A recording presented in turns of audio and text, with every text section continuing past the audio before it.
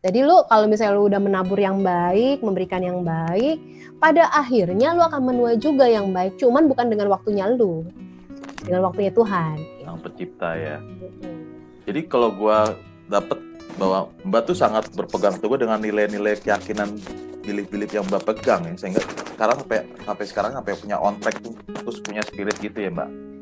Iya, dan memang yang pasti kita akan menjadi kuat ketika kembali bahwa menurut gue sih ya firman apa ya dari isi Alkitab gitu ya, apapun yang lu baca gitu. Bahwa dikatakan kan kalau misalnya nih lo berteman dengan orang-orang yang memang baik gitu ya, lo akan menjadi baik, Mas. Tapi kalau lu jadi lu udah punya nih nilai-nilai, lu udah punya karakter kan. Tapi kemudian lu pindah nih gaul sama yang lain. Gaul sama yang lain nih. Bukannya gue melarang bergaul, tapi orang-orang yang dekat sama lu harus orang-orang yang selaras dengan nilai-nilai lu. Kalau lu kemudian berpindah kuadran, pasti mereka akan mempengaruhi lu.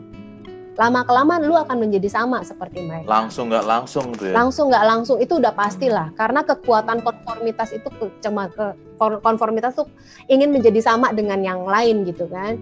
Maka dengan gitu, kalau mau istilahnya teguh gitu ya, pilihlah teman-teman yang memang bisa mendukung lo untuk menjadi pribadi yang lebih baik.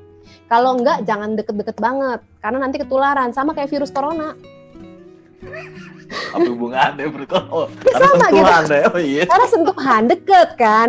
Lo bergaul tiap hari, ya lama-lama ketularan bro. Oke. Artinya bisa nilai yang kita pegang itu bisa terkikis karena kita lama-lama akan terkikis juga karena lu akan menjadi biasa aja gitu. Yang tadinya misalnya lu pikir itu nggak normal ya, misalnya nih, ini kita anggap nggak normal nih, bener nggak? PSBB kita anggap nggak normal. Terus lama-lama kita jadi terbiasa. Kenapa? Udah bulanan gitu kan. Yang biasa jadinya kan normal nggak? Normal. Sama juga gitu perilaku yang buruk. Kita pikir di awal buruk misalnya. Tapi lama-lama karena kita bergaul dengan yang buruk tadi, sering melihat yang buruk-buruk, jadi lama-lama kita lihat itu normal. Gitu. Sesimpel itu sih. Ya, yang menarik berarti kita punya checklist atau untuk merasakan ini sesuai dengan value orang atau enggak atau gimana untuk cara. Kan pas lu ngobrol-ngobrol kan lu tahu dia kira-kira values-nya apa gitu kan. Kadang-kala kalau gue sih pribadi ya itu kembali gue bersyukur banget gue kuliah di psikologi dulunya ya. Jadi bahkan dari bercandaan-bercandaan teman-teman gue akan melihat nih kedalaman hati kedalaman. Ngeri banget, gue terbaca nih Gue suka banget ini loh yang diperkatakan gitu ya. Apa yang keluar dari mulut orang itu berasal dari hatinya gitu. Meskipun katanya nggak selalu begitu gitu ya. Ada kok orang yang ngomongnya ini tapi orangnya baik. Ya oke, tapi kita akan bisa melihat nilai-nilainya dia seperti apa. Tapi kan ada pepatah tuh, Mbak, hati manusia lebih dalam lautan daripada hati manusia. Nah, itu gimana tuh? Bacanya iya.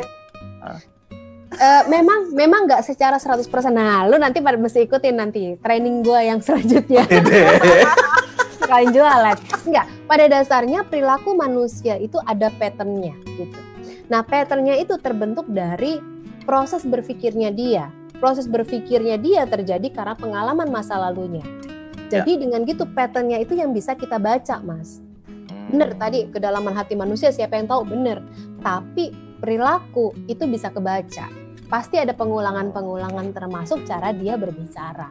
Gitu. Misal contoh nih, ada misalnya lu ketemu motivator nih, kan?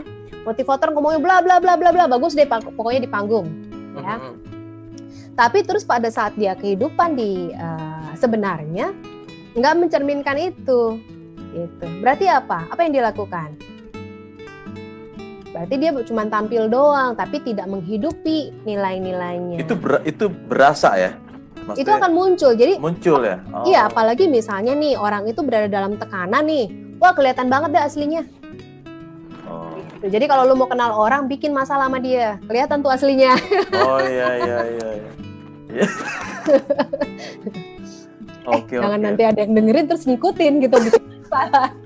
Ada triknya itu. Jadi pada saat kritis pun perilaku yang sebenarnya bisa ketahuan juga ya.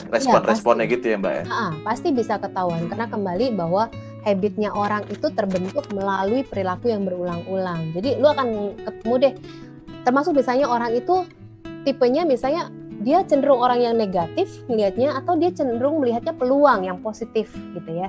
Itu kelihatan baik dari cara bicaranya, baik dari gesturnya. Nanti juga akan kelihatan apa yang melatar belakangi dia pengalaman di masa lalu. Misalnya kan ada orang-orang, gue tidak mau menjudge, cuman ada baik misalnya, oh dia punya pengalaman traumatik nih di masa lalu, itu akan mempengaruhi tuh cara dia bicara. Misalnya ada orang-orang, misalnya lu mungkin pernah ketemu orang-orang yang kasar banget gitu ya, pokoknya selalu nyinyirin orang gitu kan. Mungkin di masa lalunya waktu dia kecil dia selalu dinyinyirin sama orang tuanya gitu. Ya. Jadi kita nggak bisa menyalahkan dia juga, cuma tetap pasti ada pattern. Oke. Jadi artinya itu salah satu cara membaca ya dari segi perilaku itu ya Mbak ya.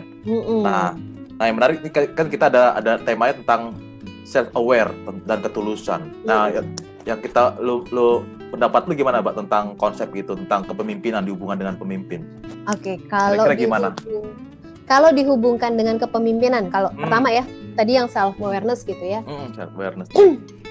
Kesadaran diri, misalnya gue sebagai seorang pemimpin, apa kesadaran diri gue bahwa di belakang lo ada orang yang ngikutin lo, benar nggak? Jadi artinya apa yang lo lakukan itu akan dilakukan juga sama yang mengikuti lo, followersnya lo. Itu. Kalau lo suka drama Korea, nah lu punya followers ikutan drama Korea, bener nggak? Jadi istilahnya jadilah role model yang baik. Kalau kita ngomong self awareness berbicara mengenai visi juga ke depan, bahwa apa yang gue lakukan sekarang adalah untuk apa yang akan terjadi kemudian, karena masa depan lo dibentuk sama lo hari ini, bukan terjadi tiba-tiba tuh, nggak ada tuh. Apa yang terjadi hari ini karena apa yang lo lakukan di masa lalu, itu gitu hukumnya. Gitu. Nggak ada yang tiba-tiba, nggak mungkin, nggak ada. Nah, kesadaran diri itu adalah ketika lu jadi pemimpin, kesadaran diri adalah lu benar-benar mengenal diri lu. Baik kekuatan yang lu punya, baik area pertumbuhan yang lu harus bangun gitu kan. Kekurangannya juga gitu ya, kekurangan sendiri. Ya, mungkin kalau misalnya orang bilang kekurangan, tapi gue bilang area pertumbuhan lah. Area pertumbuhan ya istilahnya. Yang perlu lu kembangkan gitu kan. Okay. Nah, ketika lu kenal diri lo, maka lu akan jauh bisa menerima diri lo. Tinggal nih tadi sih sebenarnya 2 respon, lo mau terima apa nggak terima gitu. Kalau gue lebih fokus pada apa yang jadi kekuatan gue, itu dulu. Nah nanti ketika gue punya tim, apa yang menjadi kekuatan masing-masing anggota tim gue. Misalnya gue bisa, gue suka makan gitu ya, tapi gue nggak bisa masak misalnya. Nah gue cari deh anggota tim gue yang bisa masak. Jadi melengkapi. Nah itu juga kolaborasi ya jadinya. Karena pada dasarnya manusia itu kan nggak bisa sendiri lah. Iya. Okay? Kesadaran diri, mengenal diri lo apa adanya. Dan mengenal diri nggak cuma yang tadi, mengenal kekuatan dan area pertumbuhan, tapi mengenal diri lo bahwa setiap orang punya setiap orang diciptakan untuk maksud dan tujuan terbesar dalam kehidupan. Setiap orang? Setiap orang, mau apapun deh latar belakang lu, mau lu dari anak pejabat kayak, atau lu anak pemulung kayak, setiap orang tuh punya tujuan penciptaan kehidupan yang terbesar. Cuman kadang-kala respon kita yang salah, gitu. Bikin optimis banget tuh Mbak statement itu. Bikin optimis, alhamdulillah, pujilan. Tapi memang itu kenyataannya gitu. Menurut gua, kalau Tuhan menciptakan seseorang, mau apapun lah latar belakangnya, sebenarnya ada tujuan tertentu yang mulia sebenarnya gitu. Cuman seringkali kita yaitu mengasihani diri sendiri dan sebagainya, itu yang kadang-kadang membuat kita jadinya nggak sukses dalam kehidupan. Self awareness itu sadar bahwa lu adalah manusia luar biasa, punya tujuan kehidupan yang terbesar, diciptakan Tuhan jadi luar biasa supaya apa? Memberikan dampak, jadi lilin-lilin kecilnya Tuhan di dunia ini. Sesimpel itu sebenarnya. Jadi nggak usah mikir macam-macam, udah hal kecil, misalnya lu bisa masak, itu lu bisa kemudian menghibur orang lain, berarti lu udah jadi lilin-lilin kecil gitu kan. Nah, kenali kekuatan lo, kenali kekuatan, maka ketika lu punya kekuatan tertentu, maka optimalisasi gitu. Atau kalau istilah dalam organisasi, buat deh spesialisasi lo di mana, nggak usah mikirin mau jadi orang lain, kenapa? Capek, ya kan? Jadilah diri lo sendiri, diri lo yang terbaik, versi lo yang terbaik. Kan? Nah ini tantangannya. Kenapa? Karena dunia ini, our broken world gitu ya, membuat kita jadi ingin menjadi orang lain. Ada tokoh A, ya udah jadi tokoh A, nggak bisa kayak gitu. Lama-lama jadi nggak original, nggak otentik ya? Iya, nggak otentik. gitu. Karena itu kesuksesan kan dibangun dengan norma-norma, bener nggak? Ya. Akhirnya orang yang stres bunuh diri lama-lama gitu kan. Kenapa? Karena ya itu butuh penerimaan. Nah, ketika lu tahu the best versionnya lu, ya udah jadilah diri lu sendiri. Terus nanti ada yang bilang, lah ternyata apa yang gue jalanin sekarang nggak membawa rezeki. Nggak juga. Pertanyaannya, lu serius nggak jalaninya kan gitu. Gitu. Itu soal self awareness. Ya terus yang kedua tadi apa Mas? Ketulusan dalam memimpin, enggak cuman memimpin orang lain, apa organisasi atau di keluarga, tapi juga dalam memimpin diri sendiri. Menurut gue ini penting banget. Karena yang paling susah dipimpin tuh diri kita sendiri sebenarnya dibandingkan orang lain. Nah, dalam memimpin ini butuh yang namanya apa? Kalau ketulusan gue menerjemahkannya adalah sebagai pertama penerimaan gitu ya. Bahwa istilahnya lu itu apa ya, gue bilang penerimaan terhadap diri lo nih, kalau ngomongin soal kepemimpinan pribadi nih, memimpin diri sendiri, penerimaan diri lo apa adanya, bersyukur atas itu dulu gitu kan, terus sadar bahwa lu memang yang tadi diciptakan luar biasa. Nah, ketulusan dengan orang lain, bahwa pertama lo nggak bisa mengharapkan orang lain untuk melakukan sesuai dengan apa yang lo inginkan. Kenapa? Karena masing-masing orang punya kepentingan. Nah, kalau misalnya, nah ini yang sering kali terjadi, kalau gue udah melakukan sesuatu, orang lain harus melakukan sesuatu dong sama gue, bener nggak? Itu umumnya begitu tuh. Nah, lu kalau kayak gitu, lu akan capek dan stres. Jadi kalau gue punya prinsip gini, dan ini gue juga diajarin juga gitu, dari pengalaman hidup gue, dari orang-orang yang berpengaruh dalam hidup gue, kalau lu udah mau memberi, ya udah memberi aja, titik, nggak ada koma. Gitu. Itu salah satu latihan agar kita nggak memaksa orang lain gitu, salah satu. Iya, jadi misalnya nih, lo kan udah punya keluarga, bener nggak? Lo istri lo mungkin lagi dengerin nih, jangan-jangan sekarang. Nonton. Nah, contoh nih misalnya, lo lakukan sesuatu nih buat istri lo, gitu ya. Apalah misalnya lo kasih hadiah atau apa gitu. Terus lo berharap, gue berharap tuh istri gue tuh lebih perhatian sama gue, atau misalnya lebih ngucapin terima kasih dan sebagainya. Terus ternyata istri lo orangnya cuek gitu kan. Kira-kira lo akan kecewa nggak? Stres lah. Nah, stres gitu ya. Tapi masing-masing orang berbeda memang. Kalau misalnya Mas Agung stres gitu kan. Artinya apa? Berarti belum sampai fase yang tadi, tulus tadi. Kalau tulus tadi, lu udah memberi karena apa? Karena lu bersuka cita untuk memberi gitu. Karena lu berbahagia untuk memberi. Udah sampai situ, nggak ada koma. Bukan, gue memberi supaya gitu. Gue memberi karena, nggak gitu. Gitu sih Mas. Gue memberi walaupun gitu. Walaupun, ngeri banget ya. Gue memberi walaupun nggak terima gue,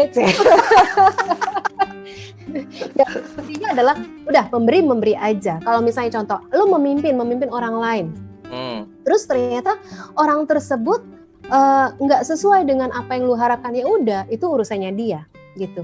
Tapi yang penting adalah lu sudah memimpin, memberikan contoh dengan nilai-nilai yang benar.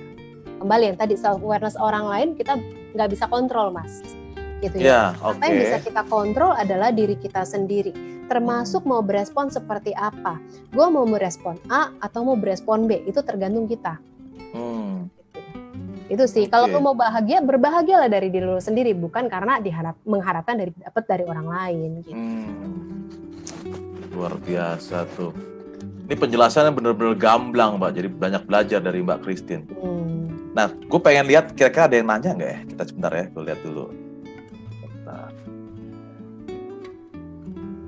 Bentar lagi udah mau buka puasa nih. Oh iya? Jam 5? Oh, baru jam 5 ya, ngabuburit kita. Oh, sepi Bang, ada yang nanya? Oh, nggak apa-apa Mas. Apa-apa. Mungkin pada terperangah. Oke.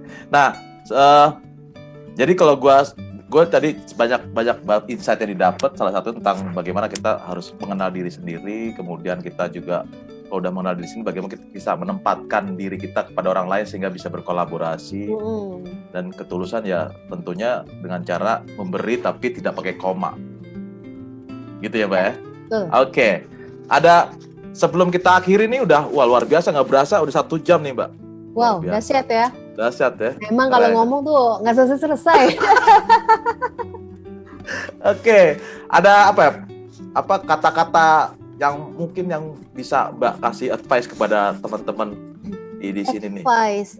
Kira-kira apa kata-kata yang Bukan advice kali apa ya. sih istilahnya? Saya bawa Kata-kata bijak lah ya. kata bijak ala gue gitu ya. Oke. Kita di tengah apa? Kondisi apa? Pandemi. COVID, pandemik. Oke. Yang katanya orang bilang to the new normal. Benar gak?